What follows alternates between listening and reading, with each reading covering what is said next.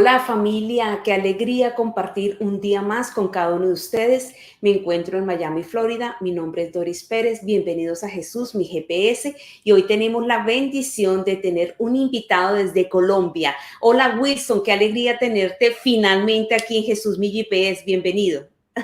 Doris, muchas gracias por la invitación. Sí, finalmente casi no logramos coincidir porque, bueno, un poco apretadas las agendas, pero bueno, gracias a Dios, yo siempre he considerado que los tiempos de Dios son perfectos y era hoy el día que el Señor quería reunirnos justo en el contexto de esta fiesta de los tres arcángeles para aquí hablar de nuestro Señor y de las cosas del cielo.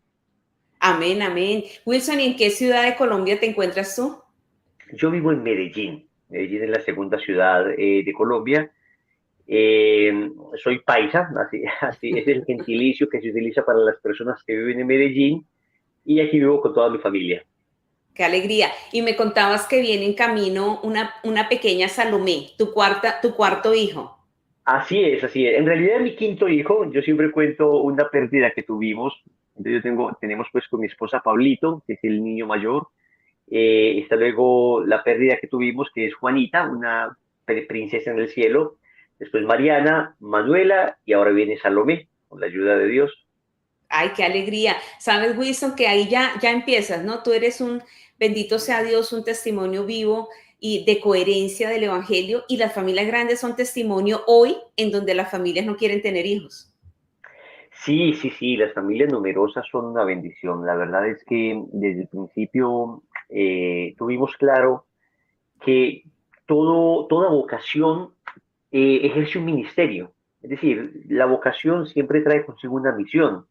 Así como uno no entendería que un sacerdote se haga sacerdote para nunca celebrar misa, para nunca confesar, simplemente, digamos, por los privilegios, entre comillas, de ser sacerdote, uno exigiría, a ver, padre, pero si se hizo sacerdote es para que ejerza un ministerio.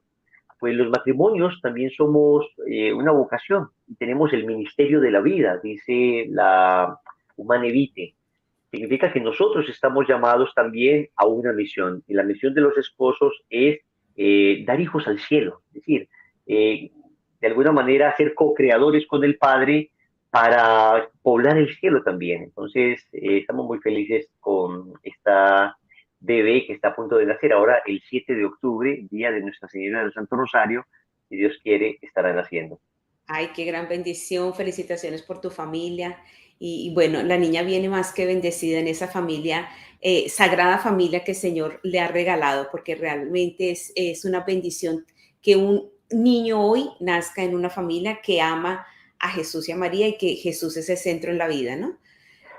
Sí, nosotros hemos pensado que las familias necesitan raíces profundas para soportar muchos frutos.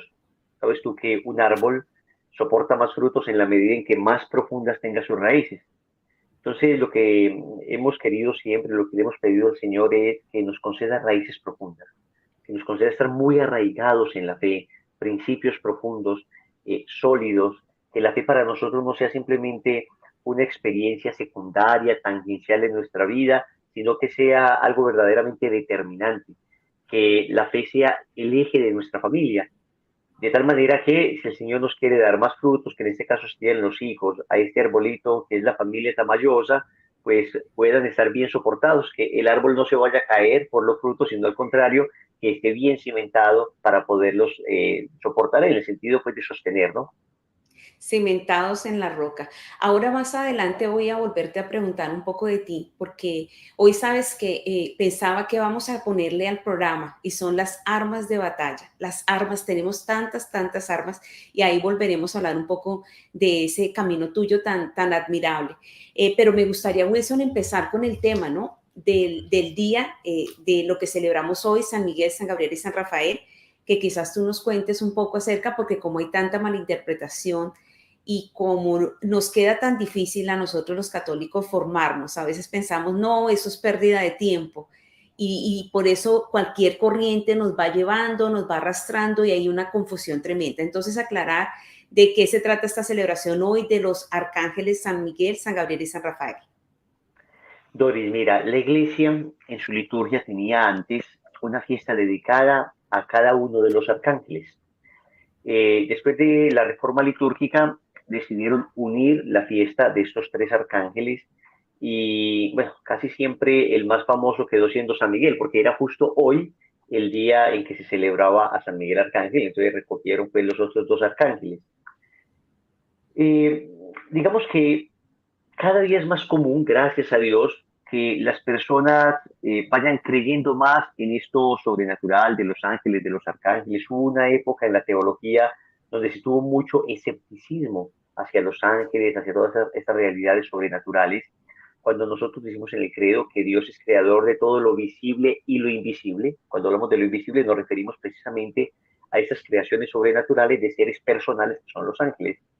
Y son seres personales, a diferencia de lo que considera una corriente de espiritualidad más bien importada de Oriente, que es, digamos, la nueva era, se conoce en términos generales, porque mezcla muchas corrientes, muchos pensamientos, muchos sistemas de valores, incluso entre ellos muy contrarios. Y esta nueva era que ha venido permeando profundamente nuestra cultura occidental y nuestra fe católica, pues también ha tocado el tema de los ángeles. Entonces hoy tenemos una angeología, así se conoce, digamos, la parte de la teología que estudia específicamente a esta creación invisible de Dios. Santo Tomás de Aquino tocará pues en el tema de la creación, el tema de los santos ángeles como parte de la creación invisible, y la angeología que exporta, digamos, la nueva era desde Oriente es muy ajena a la que nosotros tenemos como católicos. Para ellos los ángeles son como unas especies de energías, en otras ocasiones los consideran como unas especies de semidioses. Nosotros nada de eso. Para nosotros son seres personales en la medida en que tienen entendimiento y voluntad. Obviamente no tienen cuerpo, son espíritus puros y son seres creados por Dios, no son propiamente divinidades, sino son seres creados por Dios para una finalidad muy específica. La palabra ángel significa mensajero de Dios. Entonces, los ángeles han sido enviados por Dios a funciones muy específicas. Entonces, tienen como siempre dos misiones. Por una parte, rendir gloria a Dios, dar homenaje al Señor, y por otra parte, pues cumplir los encargos que Dios les envía, ¿no?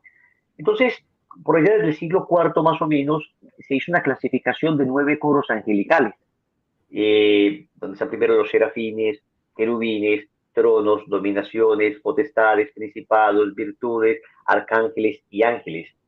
Y estos 9 coros angelicales, espero no haber olvidado alguno, pues nos habla precisamente de que existen en el penúltimo coro un grupo llamado los arcángeles.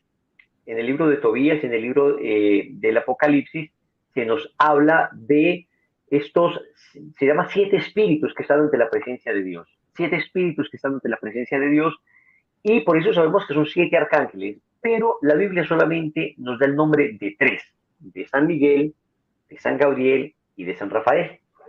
De San Miguel lo tenemos pues claramente en el libro del Apocalipsis, aparece San Miguel con mucha claridad, como el que vence a Satanás. En Apocalipsis capítulo 12, versículo 7, se habla de ese gran combate que hubo en el cielo cuando un ángel rebelde dice non serviam, no serviré, se revela contra el plan de Dios.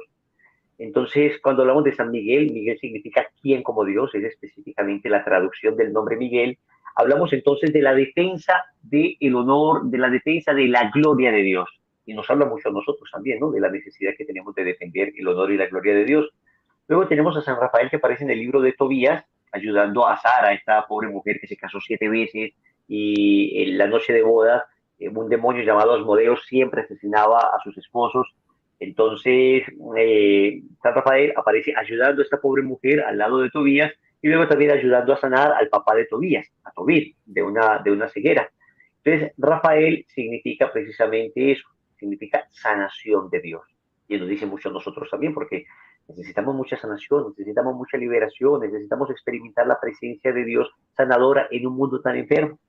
Finalmente tenemos a Gabriel, que traduce fuerza de Dios, que lo conocemos también como el ángel de la Anunciación. Fue el arcángel que se apareció a la Santísima Virgen María y le anunció que sería la madre del Mesías, que nos llama también a nosotros a anunciar con fuerza la palabra de Dios. Esa es la fiesta entonces de los 3 arcángeles, así, grosso modo, muy resumido. Excelente el resumen. Te hago una pregunta y para mí como creyente, ¿qué función tienen? ¿Cómo debo clamar, cómo debo orar o qué función, porque ellos son siervos de Dios y vienen también a nuestro auxilio. Sí, hay un documento de la Pontificia Comisión, de la Comisión Teológica Internacional, que habla precisamente como de todas estas realidades sobrenaturales y dice que lo primero es que nosotros, tú lo dijiste muy bien, los ángeles se invocan, no se evocan, ¿cierto? Porque hay personas en esta corriente de la nueva era que evocan supuestamente espíritus. Eso de la evocación de espíritus hace parte de toda esa corriente de esoterismo, de toda esa corriente de manipular lo preternatural. Digamos que en teología se conoce lo sobrenatural como aquello que pertenece al orden divino, al orden de Dios, lo natural como aquello que pertenece al orden humano y lo preternatural como aquello que está en la mitad entre ambas realidades, ¿no? Entre lo sobrenatural y lo natural. Todo lo que tiene que ver con el mundo angélico pertenece al orden de lo preternatural. Entonces, estas invocaciones, evocaciones en realidad, que llamarían algunos, estarían incorrectas. Tratar de manipular lo preternatural.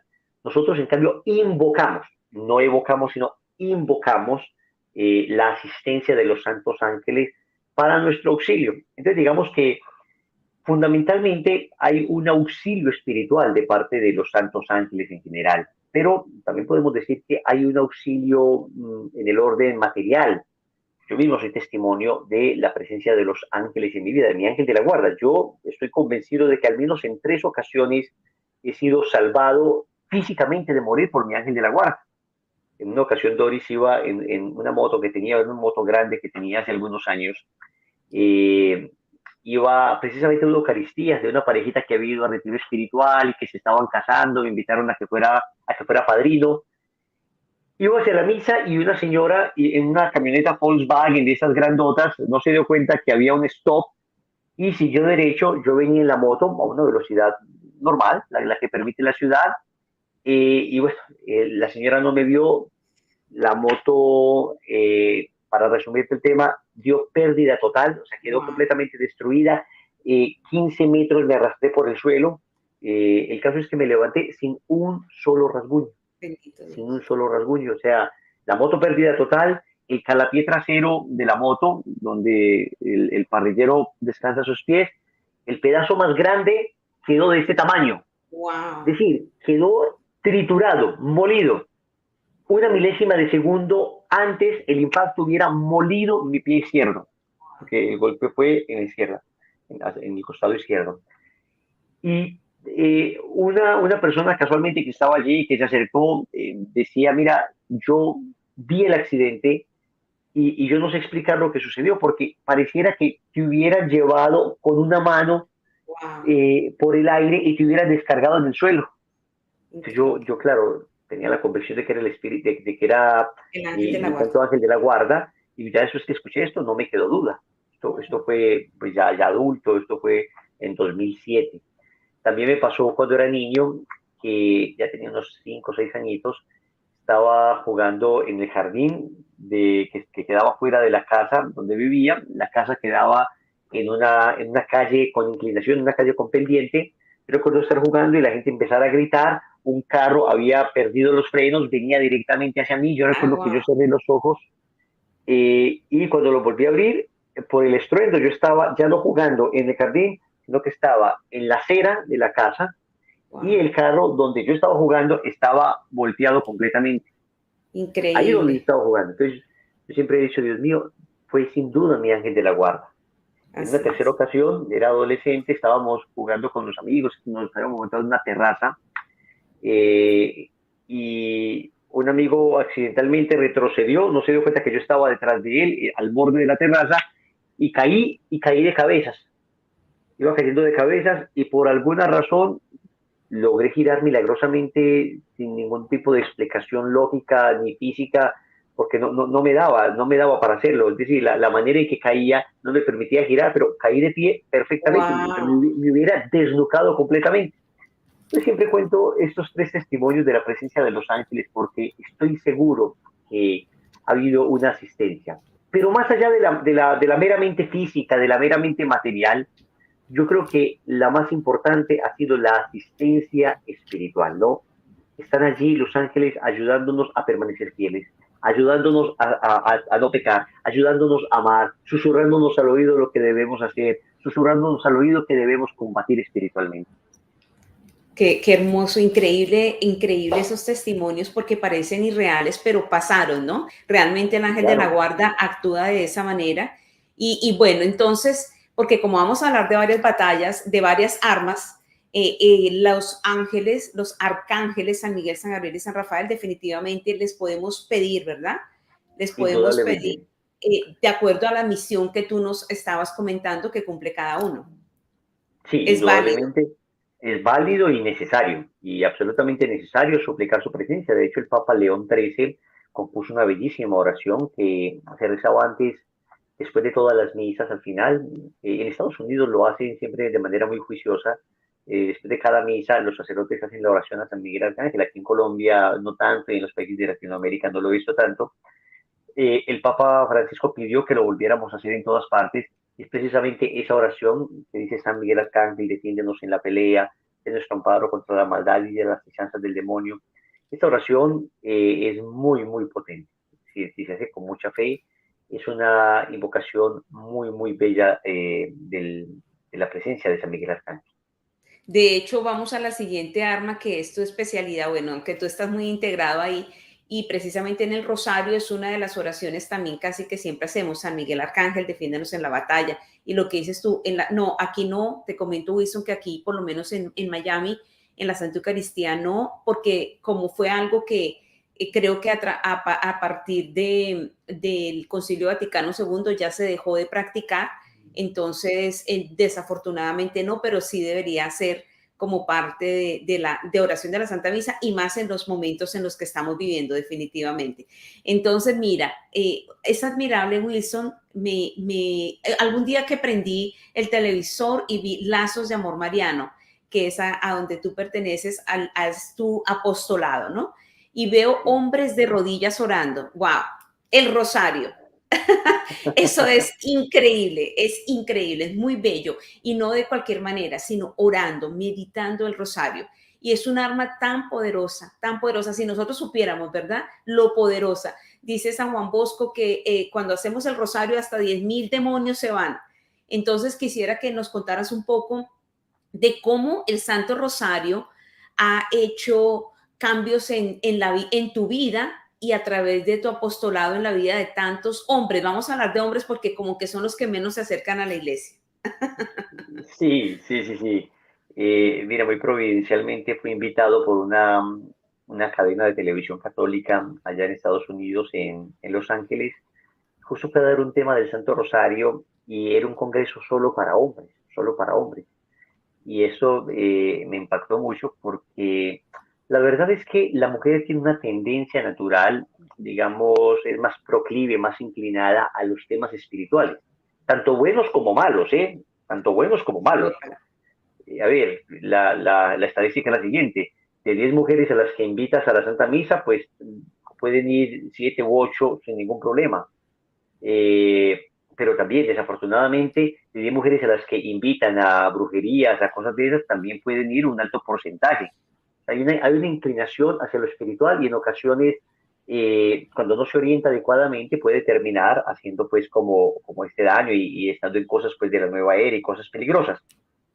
Pero los hombres somos, digamos, naturalmente un poco más resistentes al tema de la oración, hay un poco más de animadversión, y yo creo que ha sido precisamente porque hemos pensado que el tema del rosario, el tema de la oración, pues como lo hacía era nuestra abuelita, era pues un tema como mucho para las señoras, para nuestra mamá.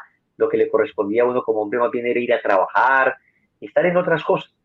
Pero cuando uno conoce bien el poder del Santo Rosario, Doris, cuando uno se da cuenta que el rosario es más fuerte que la bomba atómica, y esto parece una hipérbole, parece una exageración, pero es que es un testimonio, es histórico, que cuando al finalizar la Segunda Guerra Mundial lanzaron la bomba atómica en las ciudades japonesas de Hiroshima y Nagasaki, una casa, un convento de padres jesuitas que estaba muy cerca del lugar de la explosión, ese convento vio cómo frente a sí a los lados y atrás de sí, todo quedaba destruido, pero se mantenía este convento en pie. Y luego se dan cuenta que, a pesar de que en muchos kilómetros a la redonda no quedó nadie vivo, sino solo estos 4 sacerdotes que estaban en esa casa, y luego los estudian durante años para ver por qué el efecto de la radiación no había generado en ellos, digamos, malformación, ningún tipo pues, como de consecuencia secundaria. Ellos siempre respondían, lo que sucede es que en esa casa siempre rezábamos el rosario y le pedíamos a nuestra madre que nos protegiera. El rosario fue más fuerte que la bomba atómica.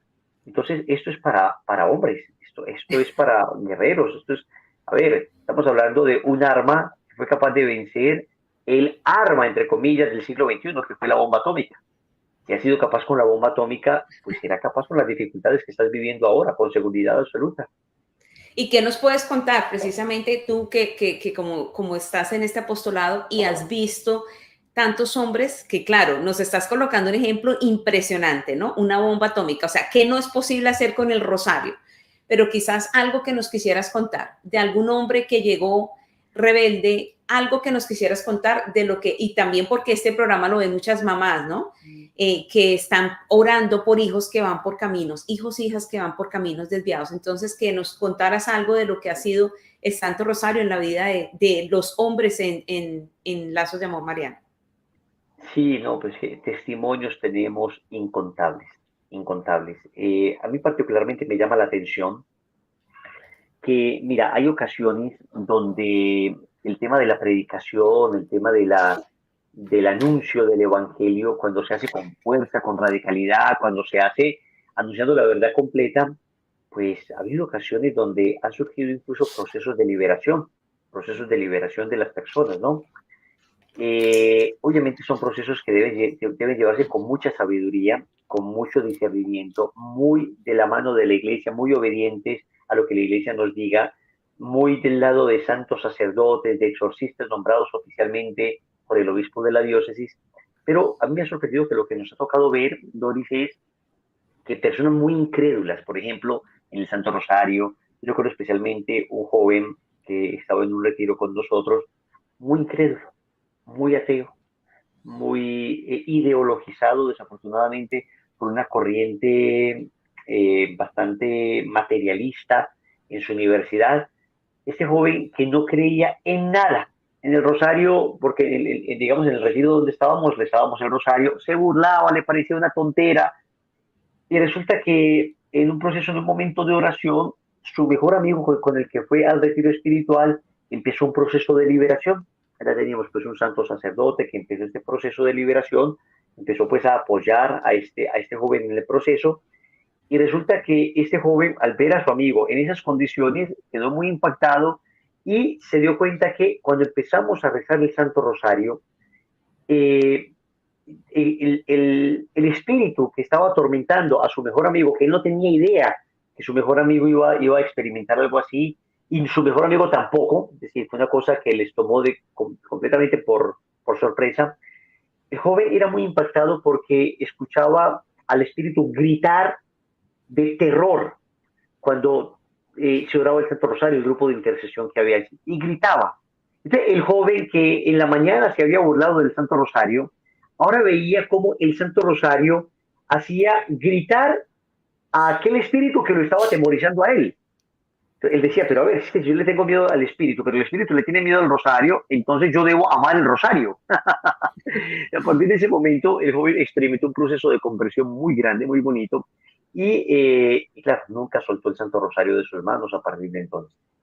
Es uno de los Amén. testimonios que me impactó mucho, sobre todo porque era hombre y joven, y joven ideologizado. Y pues gracias a Dios progresivamente se fue alejando de esas ideas. Hay, aún más, ver a los jóvenes haciendo el rosario también es una bendición. Sabes, Wilson, que la tierra gime con dolores de parto en este momento, tal cual dice la palabra de Dios. Pero hay mucha angustia, ¿no? Mucho temor de lo que mata el cuerpo y no el alma, ¿no? Entonces, qué bueno que Sí, hablemos un poco de, bueno, incluso en Mateo, si no me equivoco, 10 dice, ten cuidado con lo que mata el alma y no temas de lo que mata el cuerpo, ¿no? Definitivamente. Pero qué bueno que hablemos un poco de esas armas. Estamos tenemos armas justamente para batallar ahora, en estos momentos, en los que vemos una crisis tremenda, gente muriendo a nuestro alrededor, enfermedad, un virus mundial, por ende la situación económica, o sea, son muchas cosas, ¿no? La familia que está tan atacada, dividiéndose, son muchas cosas. Entonces, sí, definitivamente tenemos armas. Ya hablamos de la primera, definitivamente de encomendarnos a los ángeles, de esta arma tan poderosísima que es el Santo Rosario, que es difícil de creer, pero con ese ejemplo que nos colocas de la bomba atómica y este joven definitivamente, mira que la mamita María en los mensajes que deja, ¿no? Algo tan sencillo, dice oración sencilla, algo tan sencillo definitivamente es poderoso. ¿Qué otra arma quisieras compartirle hoy a la audiencia para estos momentos de batalla? No, a ver, muchas tenemos. Dime tú, por ejemplo, la palabra de Dios, la lección divina todos los días. Yo creo que nosotros debemos volver a la palabra de Dios. Ahí está. Nosotros debemos volver a la lectura orante de la palabra de Dios. Y hay hambre, hay ganas de conocer la palabra de Dios, pero desafortunadamente en muchas ocasiones hemos gastado nuestro tiempo, en el mejor de los casos, en series, en televisión, en redes sociales, haciendo cosas superficiales.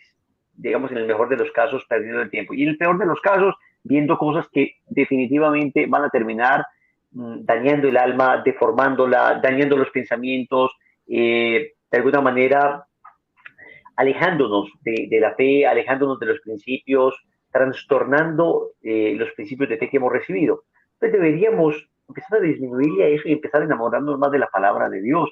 Ahora, gracias a Dios, tenemos mucha facilidad para conocer la palabra, para entender el Evangelio todos los días.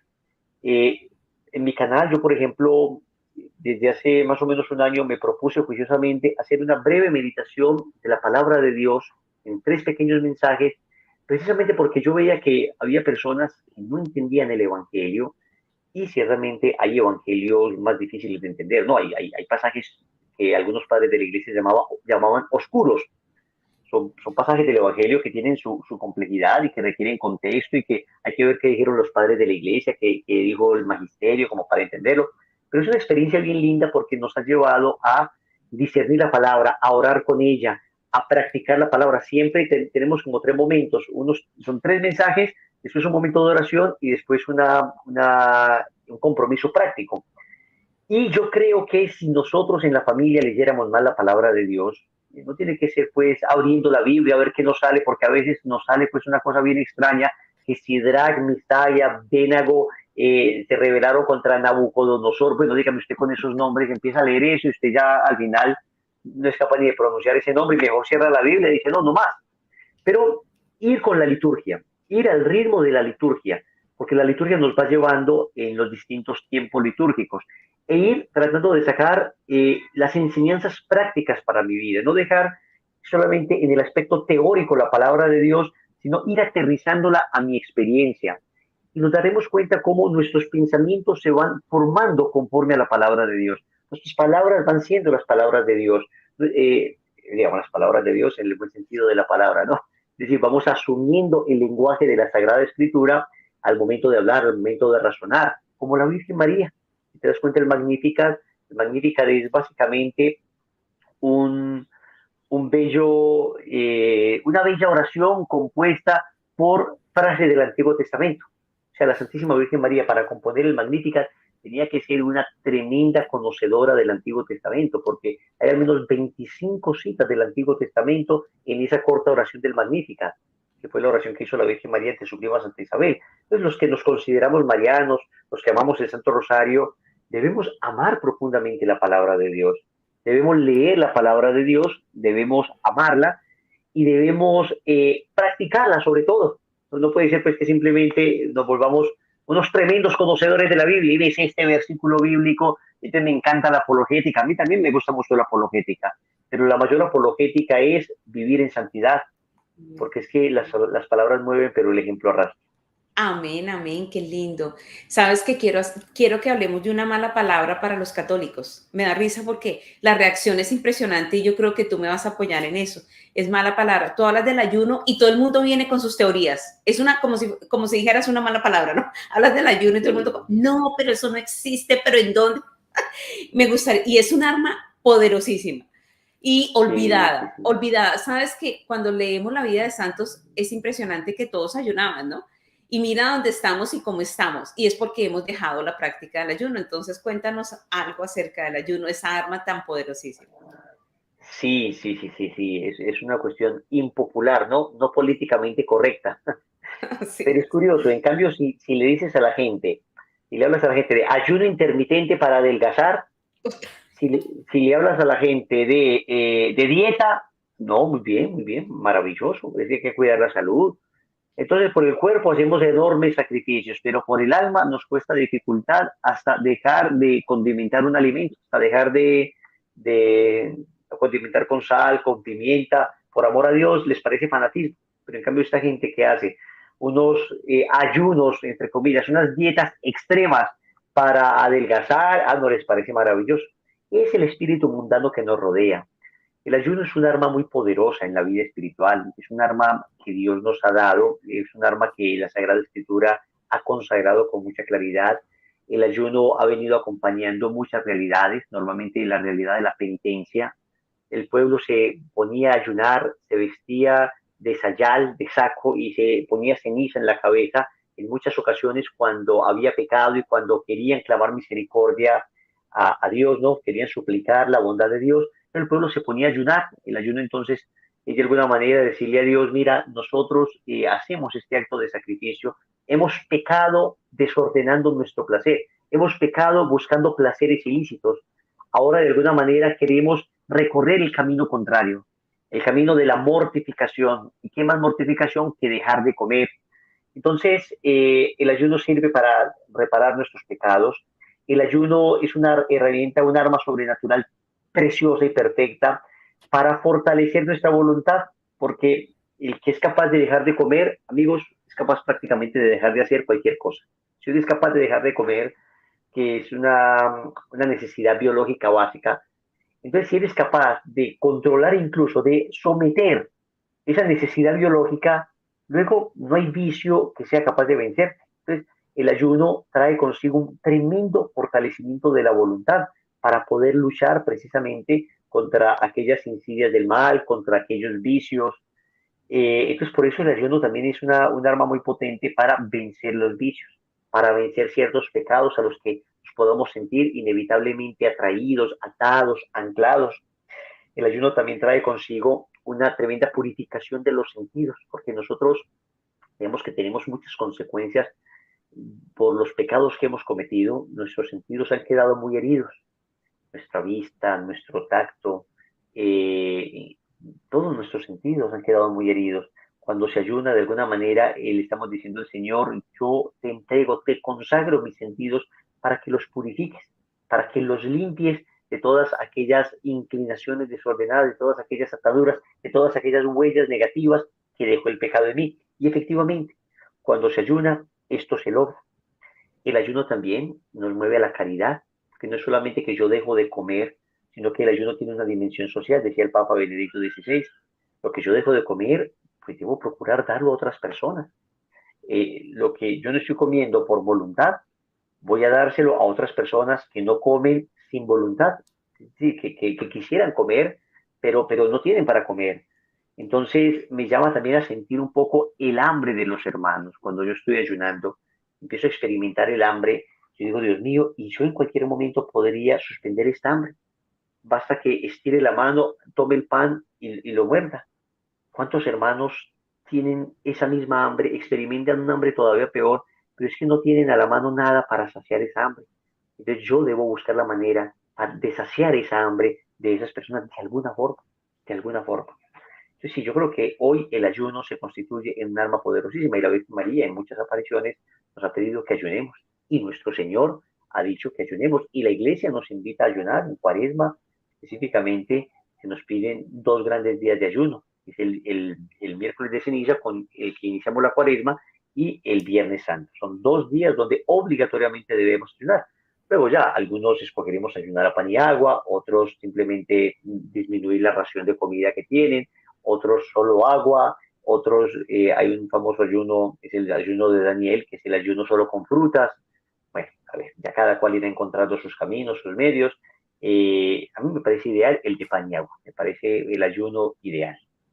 Así es. Y también Wilson, como la familia está siendo tan atacada y dice la palabra, ¿no? Esta clase de demonios solamente sale con oración y ayuno, se lo dijo Jesús a sus discípulos, ¿no? Entonces, qué lindo que podamos ayunar y orar, porque Sí. ayuno sin oración es dieta de la que tú nos hablabas al inicio. Así es, así es, así es. El ayuno también tiene un poder liberador enorme, enorme.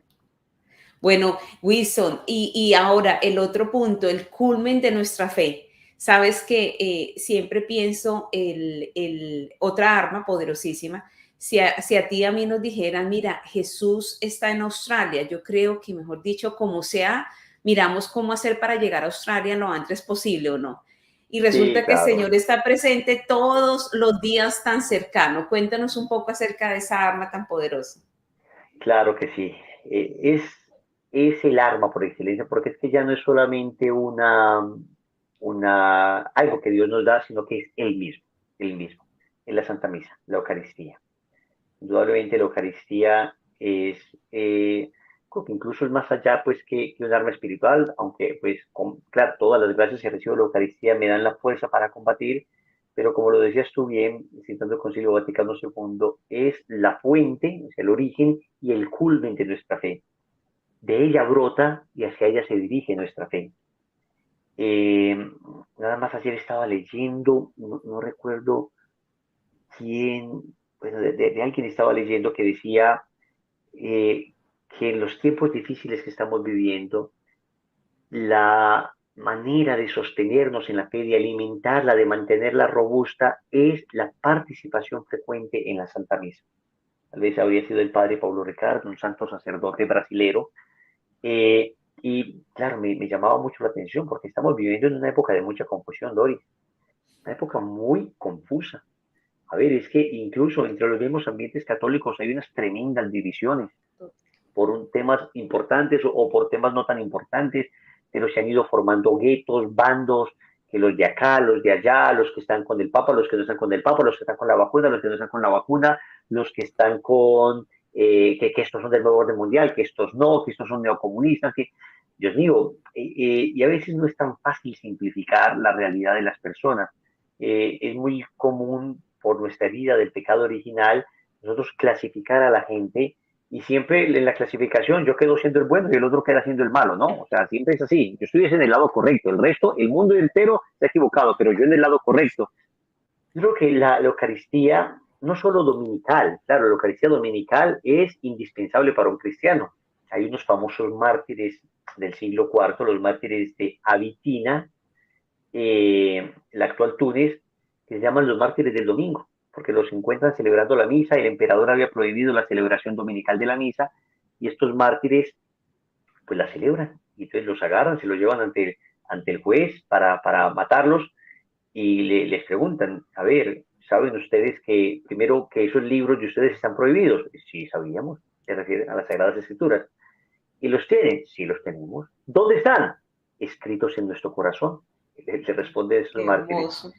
Y después les dice, ¿y saben ustedes que sus reuniones están prohibidas? Sí, también lo sabíamos.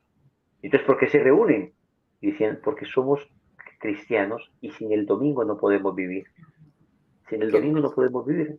Y claro, el domingo entendido como la Eucaristía, ¿no? O sea, para los primeros cristianos tenían claro que era el domingo. Para ellos el domingo era la misa. Eso era el domingo. Todo lo demás era secundario, accesorio, cuarto, quinto lugar, pero es que la misa era el domingo. Entonces, sin el domingo no podemos vivir. Y los mataron a todos. Los mártires de Abitinia o los mártires de Abitina.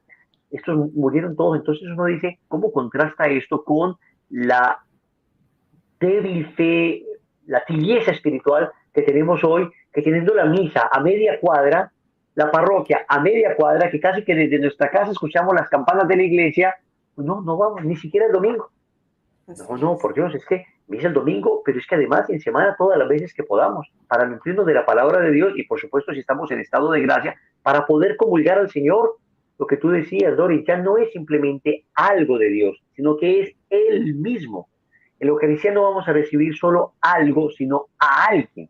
Vamos a recibir la presencia viva, real, sustancial, sacramental de nuestro Señor. Es el mismo Cristo, simplemente bajo el velo, bajo las apariencias del pan y el vino. Así es. Y da tanta fortaleza, si supiéramos, ¿no? Esa fortaleza. A veces vemos gente impresionante y uno dice, pero ¿qué tiene? Es eso, es Eucaristía diaria, que es la fuerza de Dios en ti, ¿no? Ya no soy yo quien vivo, es Cristo que vive en mí. Eso básicamente es lo que da la Eucaristía, paz. Bueno, son tantas y tantas cosas que nos regala la Santa Eucaristía. Compártenos, si quieres, no sé, 2 armas más. Ok, ok, ok, sí. Para mí un arma de estos tiempos indudable es la consagración al Inmaculado Corazón de María. Hace poco más de 100 años la Virgen se aparece en Fátima y le dice a los 3 pastorcitos que Dios quiere que se instaure en el mundo la devoción a su Inmaculado Corazón y pide la consagración del mundo, específicamente de Rusia, a su Inmaculado Corazón. Al final dice, al final mi corazón inmaculado triunfará. Yo creo que un católico hoy que entienda el combate espiritual en el que estamos, que comprenda la batalla cultural que estamos viviendo, que comprenda que existen unas huestes del mal que están tratando de destruir, que están tratando de eliminar, borrar de la existencia todo rastro de Dios y todo rastro de lo sobrenatural. Un católico que entienda eso hoy debe consagrarse enteramente al Inmaculado Corazón de María y a Jesús por medio de ella. Entre todos los métodos de consagración que hay, muchos bellos, hermosos, otros apenas naciendo, yo creo que el más conocido, aprobado y teológicamente bien sustentado es el que propone San Luis María Griñón de Montfort a través de su libro El Tratado de la Verdadera Devoción. Es un libro bellísimo que todos deberíamos leer y él propone 33 lecciones para uno prepararse y entregarse completamente al Inmaculado Corazón de María y a través del Inmaculado Corazón de María a Jesús. Dice que se tiene que desarrollar como en 4 bloques. Unas 12 primeras lecciones para vaciarse del espíritu del mundo. Uno va estudiando unos temas, va estando en una charla, va vaciándose del espíritu mundano. Después 7 lecciones para conocerse a sí mismo, donde uno aprende pues quién es uno, aprendemos el tema del temperamento, del carácter, aprendemos las armas que tenemos para sostenernos espiritualmente, la oración, todo esto, los peligros que hay en la vida espiritual, la tibieza espiritual, el valor de la mortificación, todo esto se estudia en el segundo bloque. Un tercer bloque que es el tema del conocimiento de María y un cuarto bloque que es el conocimiento de Jesucristo. 2 lecciones el primer bloque y 7 lecciones, conocimiento de sí mismo, de María y de Jesús, y se concluye con una Eucaristía bellísima donde la persona entrega completamente su vida a Jesús por medio de María. No tiene que ser cura, no tiene que ser monja, en su propio estado de vida puede perfectamente hacer su consagración. Y yo creo que hoy, así como el arca de Noé significó en medio del diluvio una tabla de salvación para entonces, para mí hoy el arca de Noé, la nueva arca, es el corazón inmaculado de María. Dios nos ha regalado una madre para que en medio de un mundo que se anega, en medio de un mundo que se inunda, podamos nosotros permanecer a flote en el Inmaculado Corazón de María. Por eso yo creo que todos deberíamos consagrarnos si no lo hemos hecho o renovar nuestra consagración y mantenernos siempre, digamos, muy unidos al corazón inmaculado de nuestra madre. Wilson, Eso diría que es sabes que como un les arma. quiero compartir, bueno, ustedes hacen lazos de amor mariano, esa es la base, ¿no? La consagración Sí, a la Virgen, esa es nuestra espiritualidad. la espiritualidad, la consagración, en lazos de amor mariano para que lo busquen.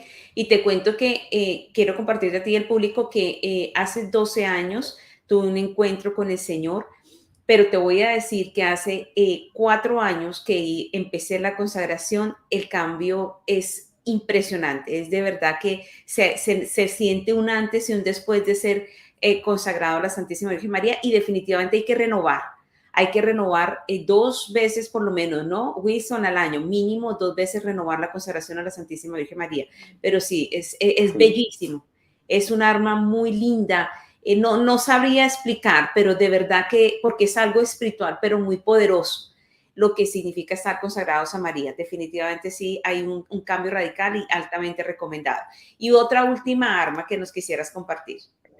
Bueno, antes de pasar a esa última arma, quiero contarles que vamos a tener, si Dios quiere, una preparación para la consagración masiva, una preparación para la consagración por internet, para todas las personas que se quieran conectar.